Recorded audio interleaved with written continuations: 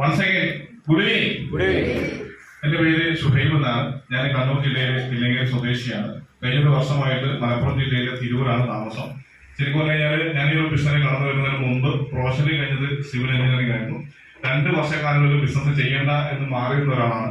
കാരണം വേറൊന്നുകൊണ്ടല്ല, നമ്മൾ ആഴ്ച വരുമാനം 2,10,000 കൊടുത്തു കഴിഞ്ഞാൽ കമ്പനി കൂട്ടിപ്പോലും എന്ന് സംശയം എനിക്കുണ്ടായിരുന്നു.